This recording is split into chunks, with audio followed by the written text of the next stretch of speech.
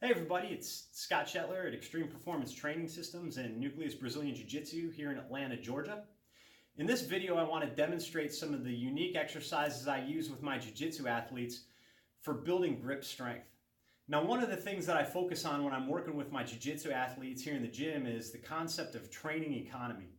I want to make sure that we get the most out of the least number of exercises, because typically I only have these athletes in the gym a couple times a week, usually 2, maybe 3 sessions. So we don't have a lot of time to devote to specific grip strength exercises and things like that.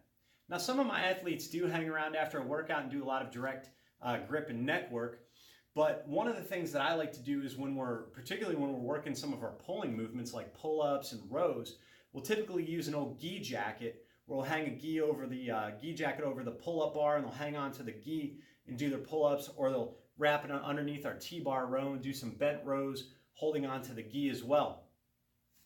Kettlebell training is something that we do a lot of here at the gym, and we found ways to use the gi with the kettlebells as well. So I wanted to make this video to show you a few of the exercises that we do with kettlebells and a gi jacket, because this is something that most jiu-jitsu athletes have access to.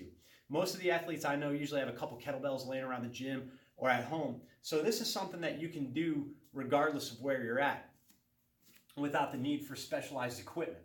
So what we're going to do for these exercises is we're going to loop a gi jacket underneath the handle of the kettlebell, all right?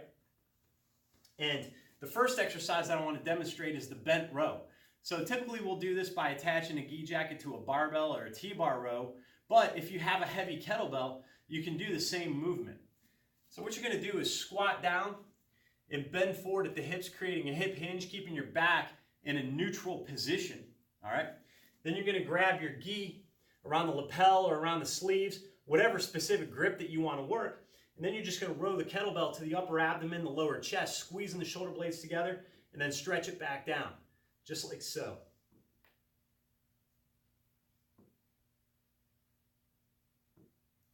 So that's the bent over row utilizing the gi on the kettlebell. Now, another exercise we do, a lot of people are familiar with the kettlebell swing. We can use the gi attached to the kettlebell and do our swings. You definitely want to make sure you've got a strong grip on this one so the kettlebell doesn't go flying, but it's done just like a regular two-handed kettlebell swing. So you grab the gi by the lapel or the sleeves, and then you just hinge at your hips, driving your hips through and swinging the kettlebell.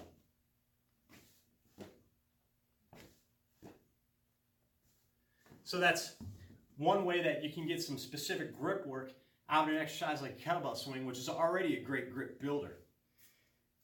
The last thing that I want to demonstrate is a variation of the bicep curl that we do with the kettlebell and the gi jacket as well.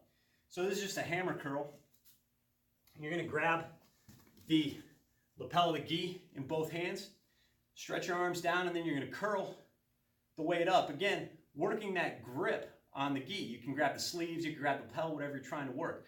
You can also do static holds. It's one of the things that I like to do to help develop some strength endurance in the bicep muscle and the forearm and the grip. You're just going to hold various positions of flexion throughout the exercise for lengths of time. We'll usually work maybe 20 or 30 seconds. One of the things that we do is a lot of isometric work for the biceps. We do various choking exercises on footballs and basketballs when we're doing walking drills and our belt squat and things like that. But when we're doing these hammer curls with the kettlebell and the gi, because we're not focused on hypertrophy or building a lot of muscle in bicep, we're focused on building the strength endurance when that bicep's in a flex position when you're applying a choke or a movement like that. We want to improve the endurance in the forearm muscles and the grip in the bicep. So it's really important to work those different static holds in those positions of flexion throughout the bicep curl. So we incorporate this with our isometric exercises and some other things that we do to build that specific strength endurance. So hopefully you enjoyed this video. Again, these are just a few of the exercises that we use with our kettlebells and our gi jacket. I know a lot of you have an old gi jacket laying around, probably have access to some kettlebells. If you got some heavy kettlebells, you can work those swings and the bent rows.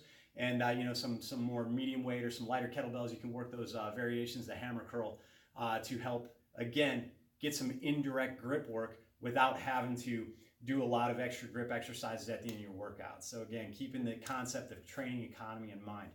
Hopefully you enjoyed this video. Hopefully this will make you think about some things that you can utilize your old training gear and your training as well. The gi really opens up a lot of doors for jiu-jitsu athletes because, again, it really reinforces the specific sort of grip strength that you need in training and competition.